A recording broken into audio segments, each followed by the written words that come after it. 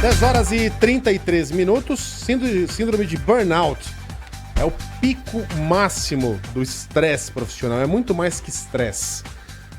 E não é uma doença dos tempos modernos. Já tomei um pito da nossa entrevistada aqui, porque pelo jeito já existe faz tempo. Isabela Camargo, mais uma vez, bem-vinda aqui de volta à Band e especificamente ao estúdio do 90 Minutos. Obrigada, Megali, Felipe, obrigada a todos que estão nos acompanhando. Eu estava ansiosa para vir aqui conversar com vocês. Eu pensava, poxa vida, quando você fala assim, Isabela entrevistada, sou até estranho, porque eu me considero tão família Band, né? Trabalhar no Grupo Bandeirantes foi tão bacana, foi onde eu aprendi tanta coisa. E você, senhor Megali, eu lhe tenho como amigo, né? Então, assim, eu entrevistada sou até difícil de compreender. Mas vamos lá. Eu detesto ser entrevistado, mas você cai muito bem nesse papel. Você vai muito bem, porque você fala sobre algo de que você Agora entende sim. muito. A notícia que a gente tem, antes de explicar assim, detalhadamente o que é síndrome de burnout, para quem ainda não sabe, é que a OMS disse que essa síndrome deveria ser encarada como uma doença. Isso na segunda-feira. Só que ontem um porta-voz da ONU foi lá e disse que não era bem assim. Explica pra gente o que aconteceu exatamente. Explico. Na verdade, a síndrome de burnout, ela não é uma doença, porque ela é uma síndrome. Então, é um conjunto de doenças. Tá?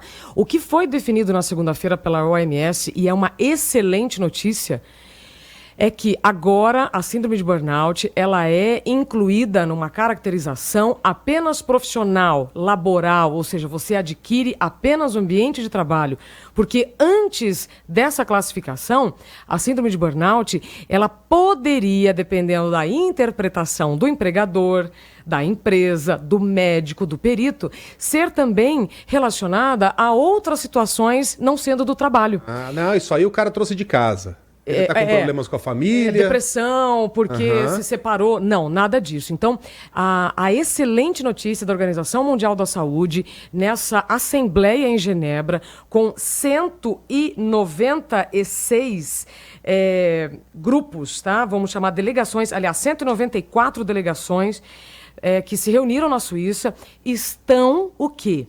Revisando estudos científicos, ou seja, estudos médicos, atualizando a síndrome de burnout. Então, se a gente considerar que a nossa sociedade está evoluindo, estamos em mudanças constantes, as patologias também. Então, essa validação da OMS ela é maravilhosa para milhares de brasileiros, milhares de pessoas pelo mundo que estão em sofrimento mental. O que é sofrimento mental? É toda aquela dor invisível que gera muito preconceito e que te impede de fazer coisas que você sempre fez com naturalidade, com rapidez, mas momentaneamente. Então, vamos lá, resgatando. Se deixar, eu falo disso o dia inteiro, porque eu estou pesquisando muito. A síndrome de burnout não é o fim, ela é apenas um freio. Ela não interfere na estrutura cerebral, ela interfere por alguns períodos em funções cerebrais. Então, o que acontece? A pessoa ela não consegue fazer, como ela sempre fez, coisas normais. Por exemplo, é como se você chegasse amanhã e não conseguisse operar aqui essa mesa cheia de botões. Isso significa que você nunca mais vai poder voltar a operar? Não, você vai voltar a operar depois que você fizer o tratamento. Nós já vamos falar de tratamento, mas vamos voltar para a OMS. Então, antes da gente ser mais genérico, vamos falar especificamente do sobre seu a caso? OMS. Não, sobre o seu caso. Mas você não quer saber por que houve essa interpretação? Eu acho que a gente vai entender melhor se a gente compreender o que se passou com você, que aí a gente vai entender melhor a doença. Vamos lá. Já estou chamando de doença. Como é que ela se refletiu em você? Bom, você vai sentindo vários sintomas e vai tratando tudo de forma individual. Problemas gastrointestinais. Levanta a mão quem tem gastrite. Tá? Levanta a mão quem tem problemas no intestino, hora preso, hora solto, né? Então, isso tudo envolve problemas gastrointestinais. Lembra quando os médicos falam que o intestino é o segundo cérebro? Olha como o nosso corpo é maravilhoso. Primeiro ele te chama atenção pelo intestino, aí se você não faz o tratamento adequado, quando você não se afasta do ambiente estressor e acha que tudo aquilo é normal, aí sim vai para o cérebro. Então, o primeiro sintoma que eu senti, que foi gravíssimo, um problema gastrointestinal, muito grave. Depois, problemas cardiovasculares. Problemas cardíacos sem ter histórico de problema cardíaco, ou seja, taquicardia numa situação absolutamente normal. Que situação é essa? Saindo da acupuntura. Se alguém vai ter taquicardia depois da acupuntura, Relaxamento. isso é um sinal de que o seu corpo está entrando em colapso. Colapso energético, porque o cérebro é o órgão que consome a maior quantidade de energia do nosso corpo. Olha que curioso. Aí depois de taquicardia, falta de ar. Uma irritação, Megali, tremenda. E você considerar uma irritação para uma pessoa que medita, né? No meu caso, eu sou espiritualizada, faço uma série de terapias, aquilo era muito surreal. E mais, eu sempre gostei de fazer o que eu fazia. Eu amo o que eu faço. Minha missão é aprender para compartilhar. Então, nunca foi um fardo levantar de madrugada, nunca foi um fardo à segunda-feira. Pelo contrário. Mas, olha que curioso, isso é muito importante quem está nos ouvindo. Por mais que você ame o que você faça, quando você coloca o seu corpo numa situação penosa, com muita frequência, ele vai pedir ajuda. Então, no meu caso, por ter trabalhado muitos anos na madrugada... Eu, Isabela, mulher, tá? Hoje, 38 anos, desenvolvi a síndrome de burnout por 2 razões. Por ter trabalhado por um longo período na madrugada. E madrugada, gente, é acordar meia-noite, 1 ou 2 da manhã. Não é acordar cedo, 5 da manhã, como as pessoas falam, isso já né? é digno. A partir de 4h30 já é digno. A cada hora que você subtrai, a cada hora que você subtrai do seu sono, é uma consequência que você vai ter no seu corpo. E isso eu ouvi de vários especialistas. Bom... Madrugada. Você estava no Hora 1. Isso no Hora 1, no Bom Dia Brasil e depois na Globo News. Então, isso aconteceu por muitos anos. Agora, é só o horário da madrugada que vai te gerar o burnout? De jeito nenhum. O que você faz nessas horas é que vai também te gerar o burnout. É a mesma coisa que te pedirem para apresentar 2 jornais ao mesmo tempo. Então lá, como os jornais eles eram muito juntos um do outro, eu estava em um, pensando e produzindo já o outro. Porque, diferentemente do que as pessoas pensam, aquilo que aparece na televisão é um frame, é um pelinho de todo o trabalho que você teve. Eu chegava lá de madrugada e entrevistava todos os dias o meteorologista e buscava informações, igual aqui vocês, João Pessoa, Manaus e tal, os factuais, porque a previsão do tempo interfere nas decisões de muitos setores da economia.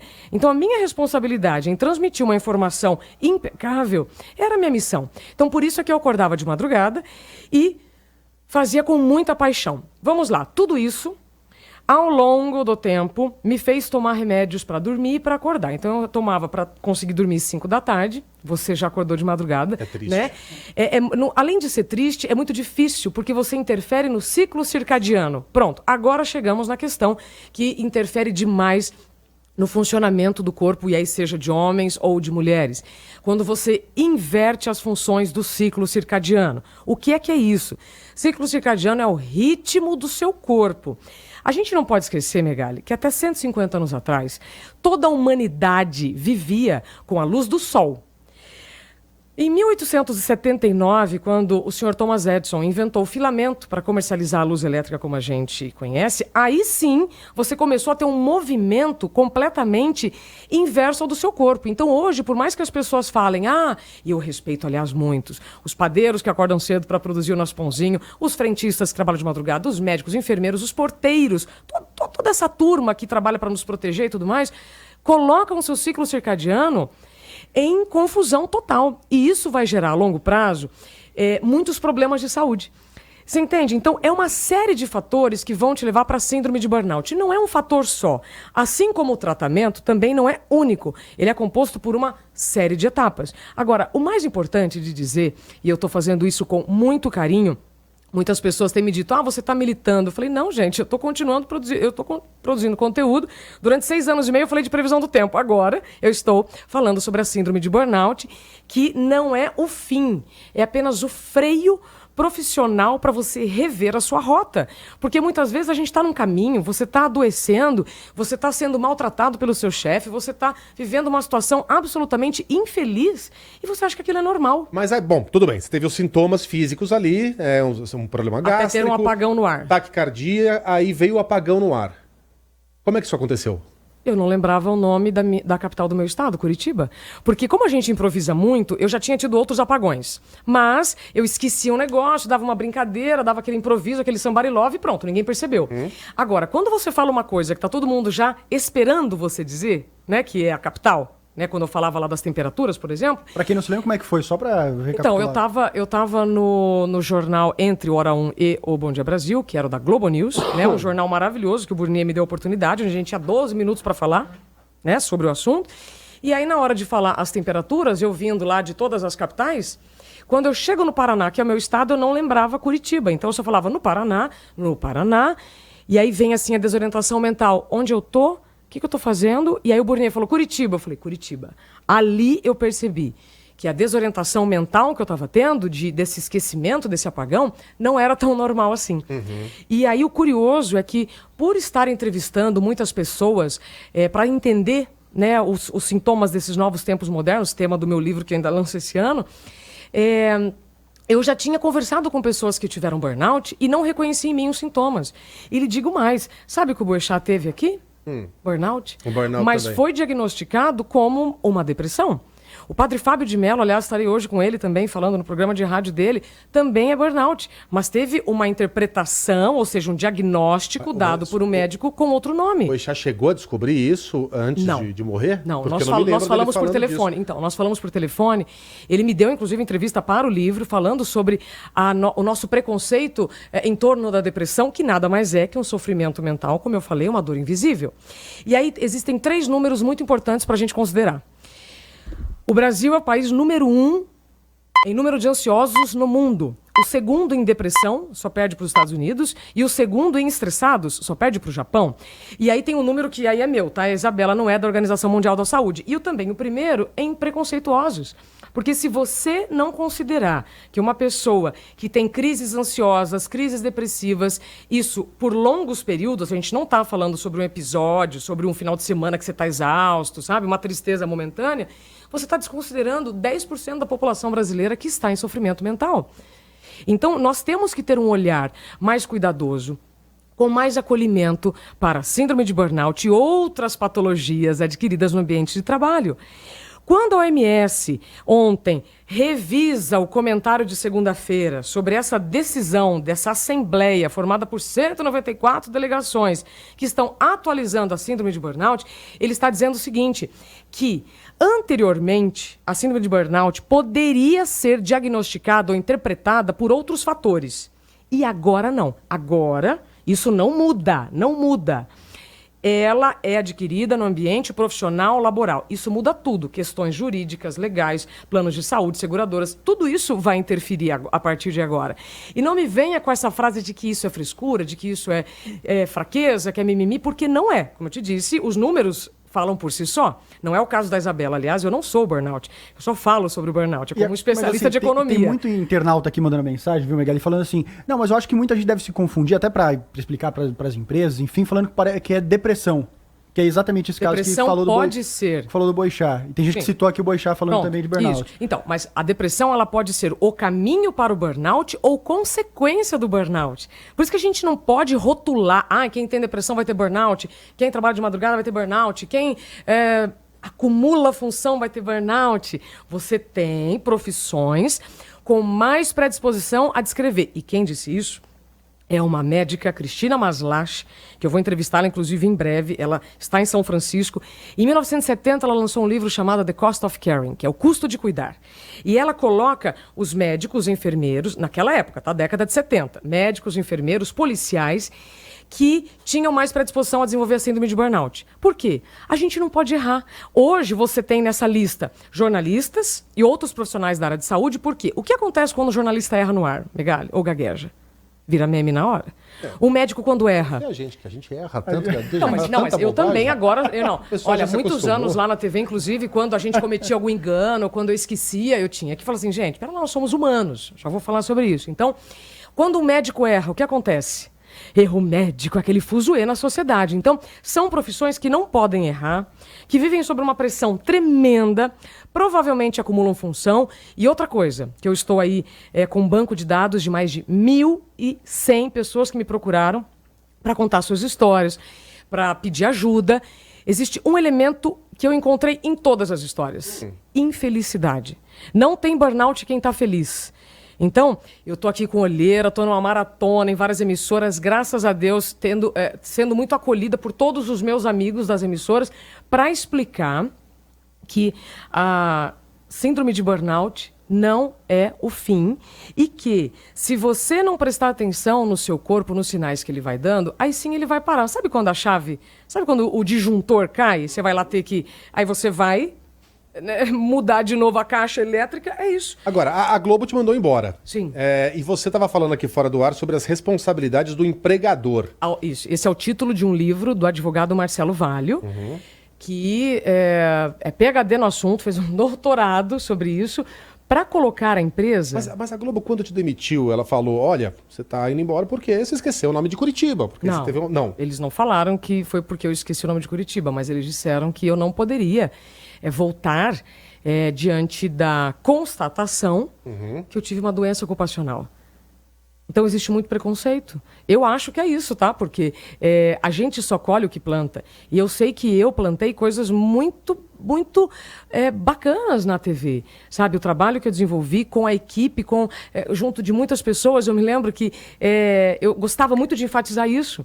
Né? Ninguém faz nada sozinho, então a gente desenvolveu um bom trabalho. Eu falo a gente é a gente mesmo, eu, meteorologista, os meninos das ilustrações, e fora quando eu estava apresentando, né, no lugar da Mona Lisa, do Tralli, do Tramontina e tudo mais. Então, foi uma surpresa ter sido dispensada, porque eu sabia que isso poderia acontecer, mas eu nunca imaginava que isso aconteceria. E ok, isso não é mimimi, isso não é exclusividade da Isabela, isso acontece em outras empresas, sabe? Então, eu só estou mencionando ainda a minha história para as pessoas se identificarem com a situação e saber que isso pode acontecer. Todo mundo pode ser mandado embora a qualquer momento, ponto. Agora, o que o Marcelo Valho fala no livro é que quando você adquire uma doença dentro do ambiente de trabalho, ou uma síndrome, tá?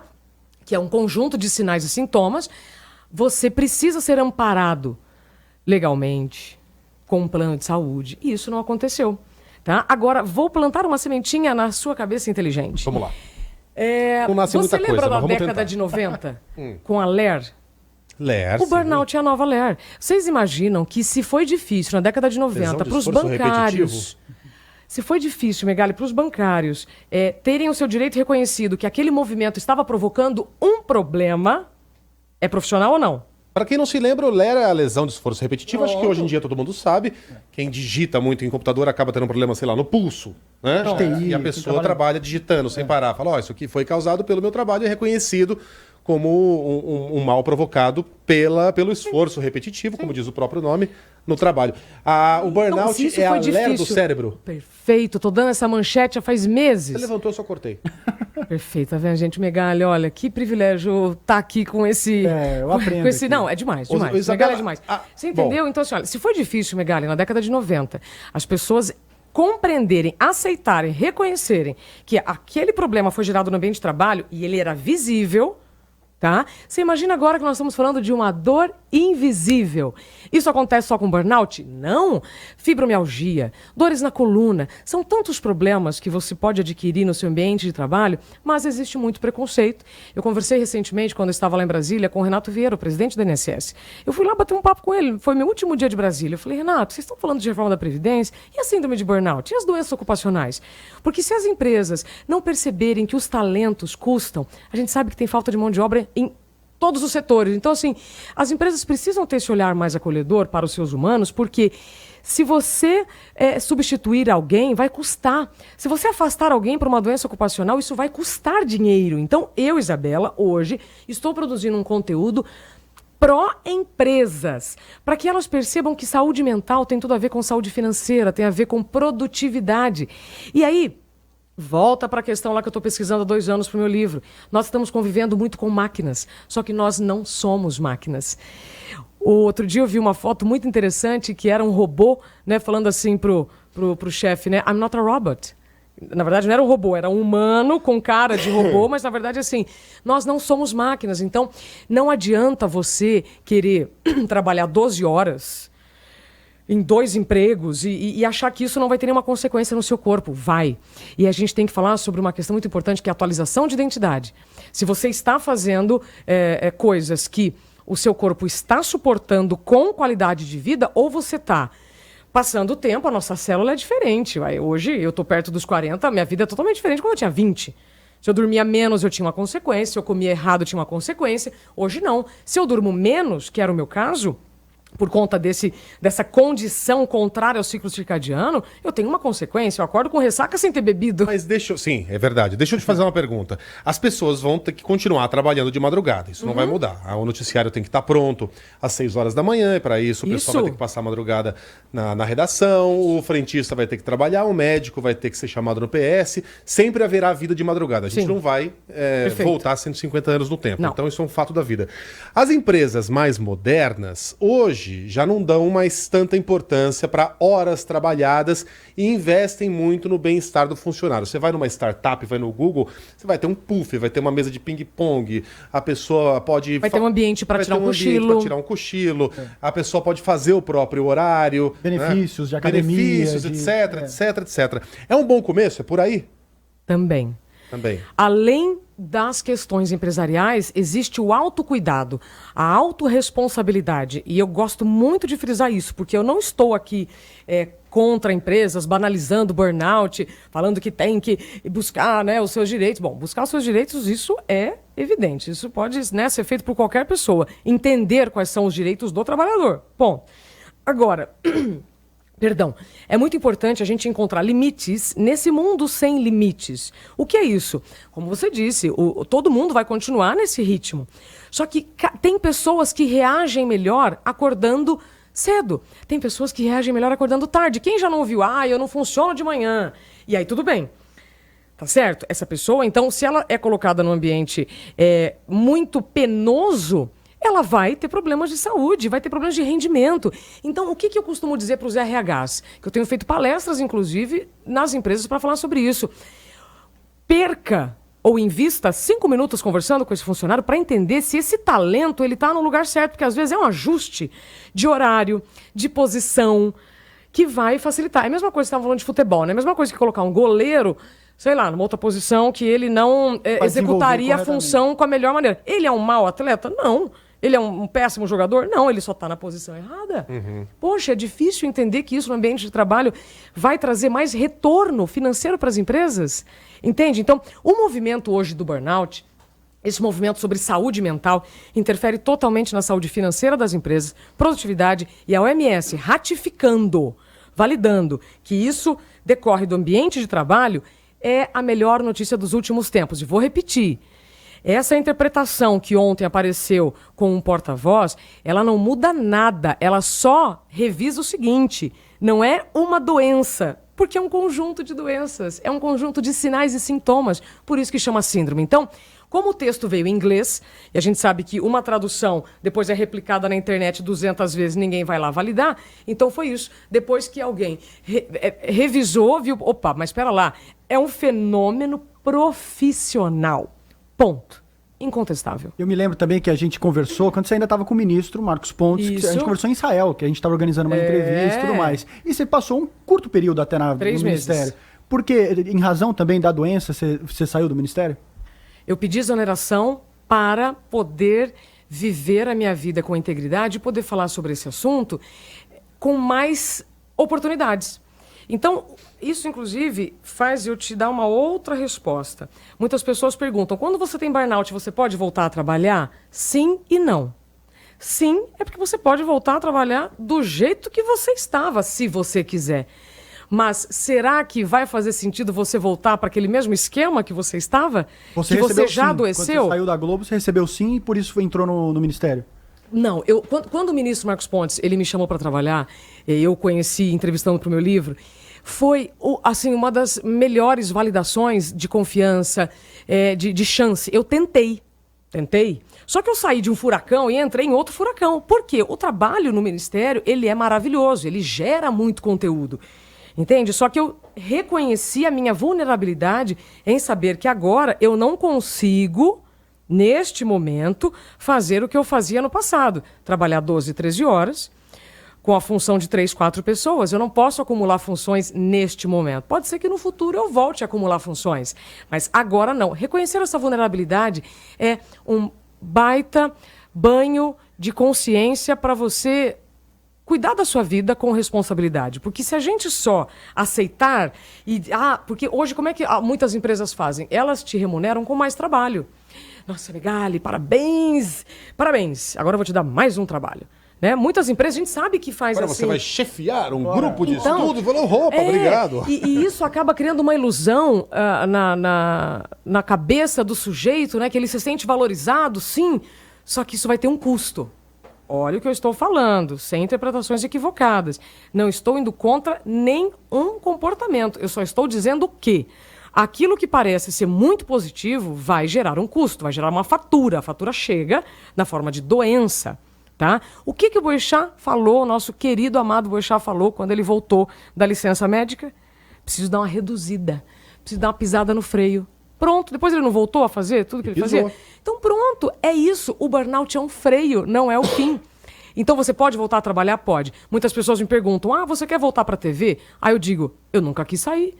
Eu nunca pedi para sair. Eu só tive uma licença médica e voltei. Como o nascimento, aconteceu lá no SBT, aliás, uma postura impecável do Silvio de reconhecer, né, aquele problema de saúde, independente se é dentro ou fora, no caso dele, do nascimento. Mas ele foi acolhido. Então, empresários que estão nos ouvindo, equipes de RH, seres humanos, todos nós somos seres humanos, todos nós merecemos um pouquinho de atenção para a gente poder executar o nosso talento da melhor maneira, sem adoecer. Isabela, você fica mais um pouquinho com a gente? Claro. Eu preciso pagar um break agora, porque senão depois eu vou ter que fazer um camelo passar por um buraco de agulha. E também precisamos ir a Madrid. Precisamos ir a Madrid. Então estamos chique aqui, estamos elegantes. Como diz o Vitor aqui, sem perca de tempo. Exatamente. Agora são 11 horas da manhã. 11 horas e 5 minutos, estamos recebendo a Isabela Camargo, minha colega Isabela Camargo, que se tornou uma porta-voz da síndrome de burnout. Como ela já disse, não é uma doença nova, não é doença dos tempos modernos, ela só ganhou uma nomeação. E participem, nos últimos porque tempos. No YouTube aqui estamos demais com a participação Sabe o bullying? do nosso ouvinte aqui no canal. Bullying, como é que era na nossa época? Existia a palavra Gozação, bullying? Gozação. zoeira. Hoje é bullying. Então você vai falar que bullying é novo?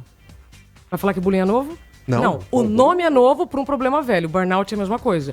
Síndrome de burnout é um nome novo para um problema antigo. Nossas mães tiveram estafa e nossas bisavós tiveram neurastenia.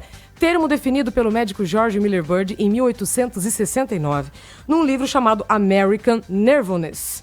Uma sociedade americana que estava entrando em colapso nervoso porque estava fazendo muita coisa. Sabe qual a ironia disso? Lembra que eu te falei do Thomas Edison, 1879? O termo neurastenia foi definido em 1869. Metralhadora, calma.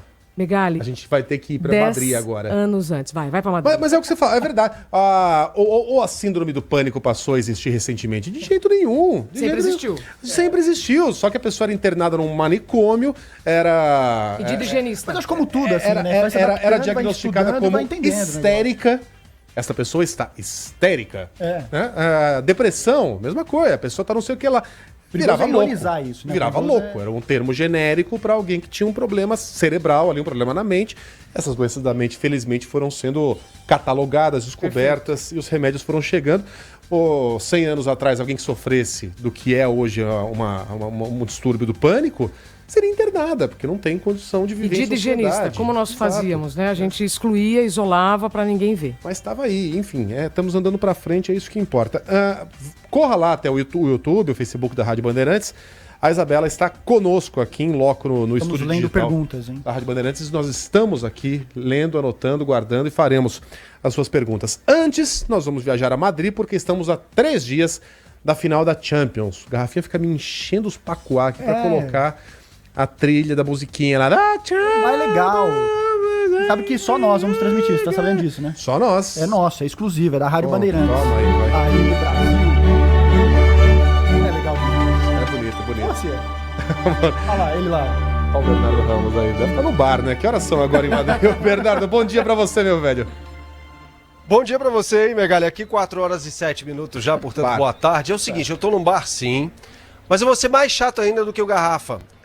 Toca um Beatles aí, você vai entender o porquê. Vai, acha um Beatles aí. Como você Tá fácil, obrigado por nós. Você podia pelo menos ter avisado antes, né? Vai falando aí, Bernardo. Você tá onde? No Cavern? Você foi até Liverpool? Não fui até Liverpool, estou em Madrid, estou na Praça Maior. Estou dentro de um bar aqui na Praça Maior de Madrid, na região central. Você vai falar, mas existem milhares de bares aqui. É verdade. Só que é o seguinte, achei um bar aqui, Megali, na região central de Madrid, onde há 2 fotos históricas dos Beatles. Eu vou mostrar a primeira delas, que está aqui, ó. Para quem nos ouve no melhor dial do FM e no AM também do Brasil, é uma foto dos 4 Beatles, Ringo, John, Paul e George, caracterizados como no álbum Sgt. Pepper's Lonely Hearts Club Band, de 1967, para muitos o melhor disco dos Beatles. Tudo bem, até aí tudo bem. Vários bares no mundo tem uma foto dos Beatles. Só que essa foto particularmente tem um autógrafo do Ringo e do George. Melhor ainda, os dois frequentavam esse bar aqui com bastante... várias vezes. Eles vinham muito aqui. Uma foto ao fundo, tem uma foto do John Lennon com a Yoko, uma foto autografada pelo John Lennon, que também vinha aqui. Então é um bar histórico, um bar escondidinho, pequenininho, né? Você viu aqui, não deve ter mais do que 20 metros quadrados, mas histórico pela presença sempre marcante de 3 dos 4 Beatles, o John Lennon, o Ringo Starr e o George Harrison, Megali. Daqui a pouquinho esse bar vai ser invadido, no mínimo, por torcedores ingleses, né? Beberrões ingleses. São quantos? 40 mil? É a previsão de que viessem a Madrid? Não. 100 mil, a previsão de 100 mil turistas. Porra, 100 mil? Né? Majoritariamente, claro, ingleses, né? Bom. Bom trabalho pra você então, Bernardo. Se for beber... Oh, bela música que você escolheu, hein? My Life, do Robert Soul, né? Muito abraço bom, parabéns, pra você. Um abraço.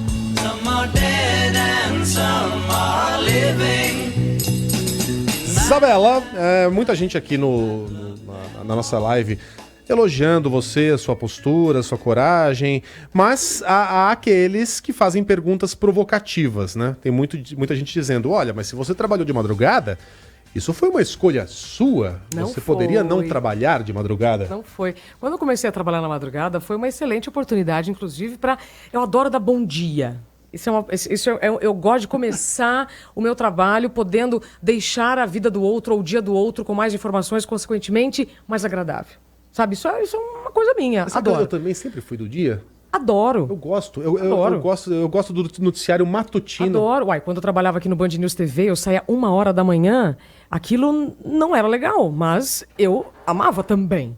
Entende? Você vai se adaptando. Com o tempo você vai mudando, né? Mas agora eu adorava fazer sim a madrugada, como eu disse, não via problema nenhum acordar segunda-feira, ai, vou trabalhar. Graças a Deus eu tinha trabalho. Bom, aí...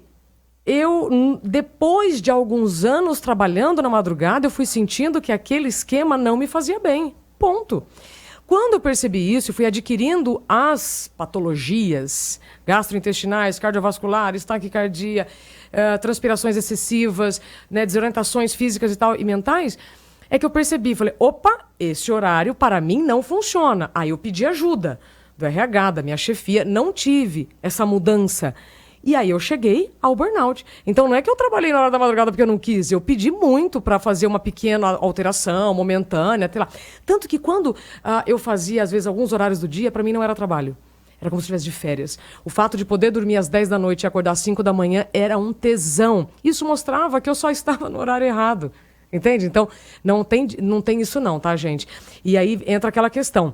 Naquela época, eu me preocupava muito assim, eu vou pedir para sair, será que eu vou conseguir depois ser recolocada em outro lugar? Porque a gente vive também num país com 13 milhões de desempregados. Lógico. Só que aí eu não tinha não tá esse feliz, alto valor. sai. Olha, desculpa, só quem assédio vive, moral. Só quem vive de herança consegue falar uma coisa dela. Não tá feliz, saia. Você sabe como se a realidade do trabalhador fosse essa. Sabe que quando aconteceu a minha saída, muita gente, né, achou que era isso, era aquilo, frescura, e aí vem a OMS e fala, não é frescura, então por isso que eu te falo que é a melhor notícia dos últimos tempos.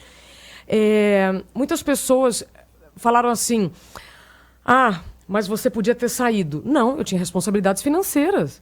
É o que você acabou de falar. Só quem vive de herança ou alguém que está com algum cônjuge milionário. Não, gente, eu comecei a trabalhar aos 13 anos.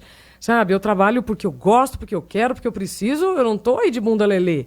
Sabe? Então, eu sou muito responsável. E aí, também, um outro ponto em comum com as histórias que eu tenho acumulado aí nesse banco de dados, são mais de 1000, além da infelicidade, são pessoas que gostam de resolver problemas, são perfeccionistas e gostam do que fazem.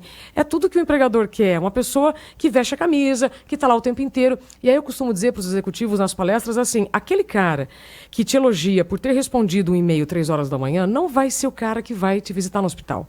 Porque a hora que você adoece, você é abandonado por todas aquelas pessoas que você achava que estavam preocupados com você, que faziam parte do seu sistema e tal. Só que nessa época, Megali, aí que tá. Por isso que o tempo, né, eu pesquisando bastante, hoje eu posso dizer, e com essa mensagem otimista para quem está passando por isso, calma, se valorize, porque, como eu disse, a gente tem falta de mão de obra qualificada em vários setores. Não venha com esse assédio moral de que, se você não quiser, tem uma fila querendo fazer, que não. O talento custa. E como eu te falei, custa dinheiro você afastar, custa você ter que contratar uma outra pessoa, você treinar essa outra pessoa. Então, nós estamos agora num excelente momento da sociedade para discutir os novos tempos, as novas formas de trabalho.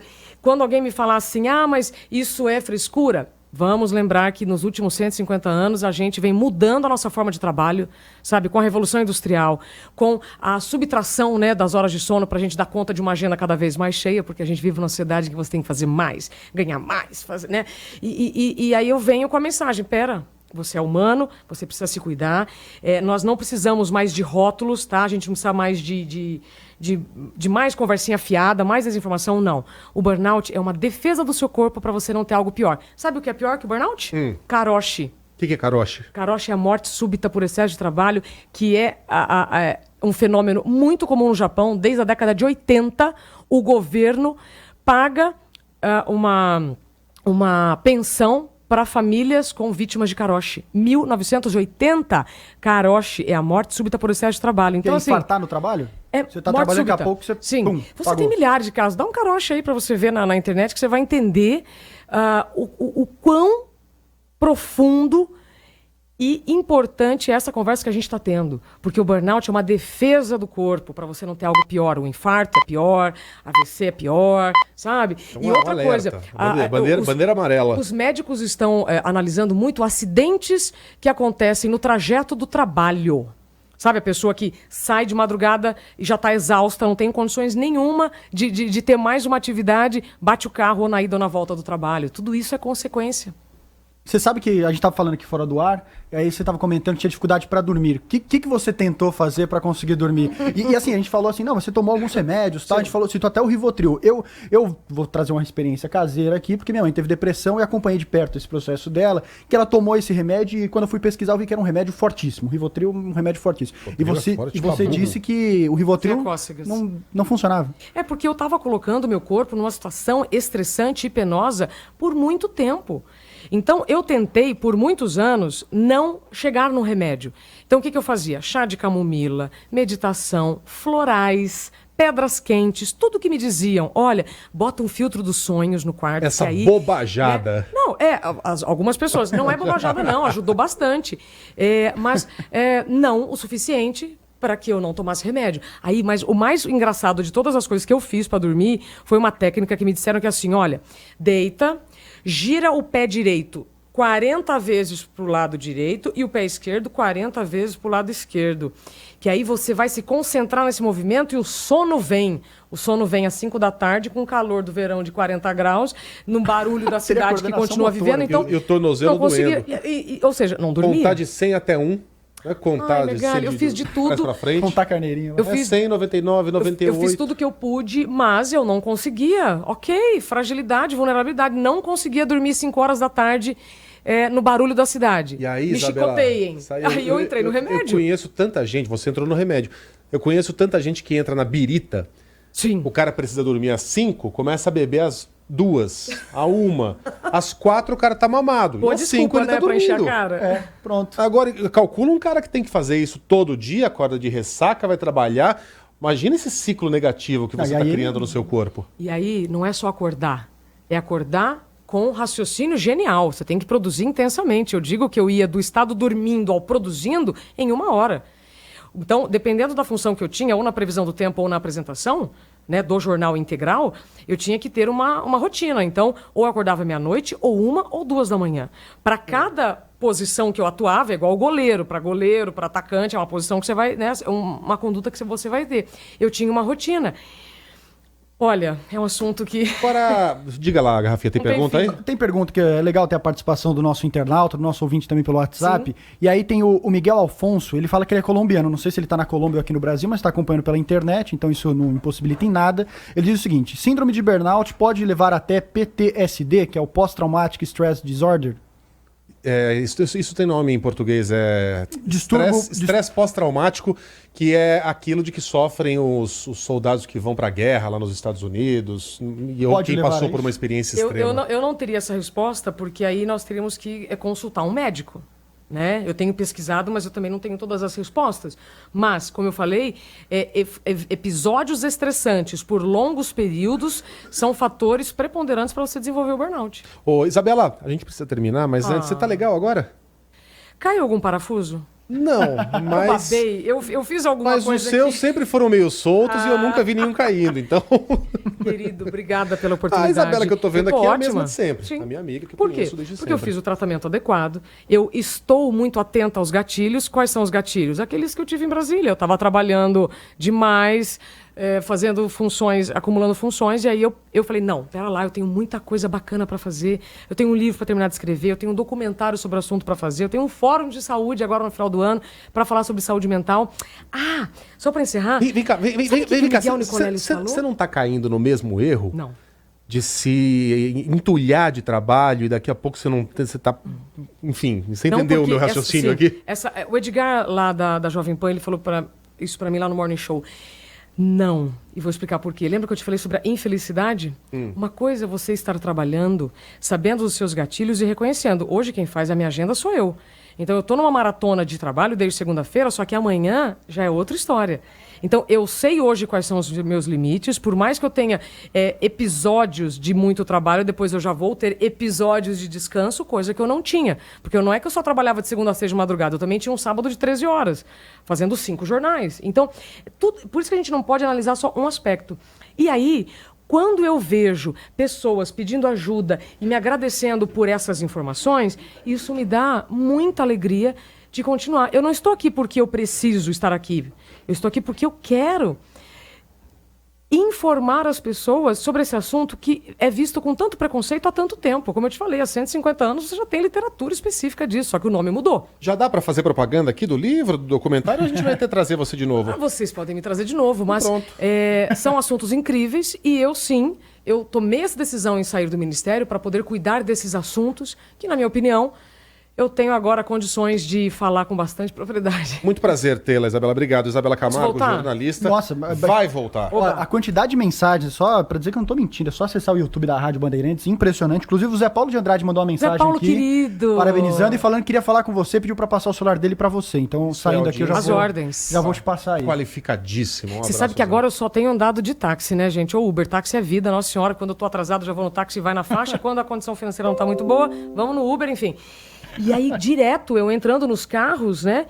Tá sempre ligado na Rádio Bandeirantes. E quando não tá, tem que dar esporro. Tem que falar assim, ó, bota aí nos 90. Pai, tanto que ontem eu tava Passe a ouvindo o boa Zé palavra. Paulo Passe a boa palavra. e o outro repórter aqui que eu acabei de cumprimentar. Queridos, uma discussão incrível. Eu falei, olha, que bacana, sabe? Então é muito bacana ouvir aquela rádio, aquele produto que você participou, sendo muito respeitado por pessoas que você nem conhece. Foi um prazer tê-la, Isabela. Privilégio. Um beijo pra você. Obrigada. Vamos lá, 11h21.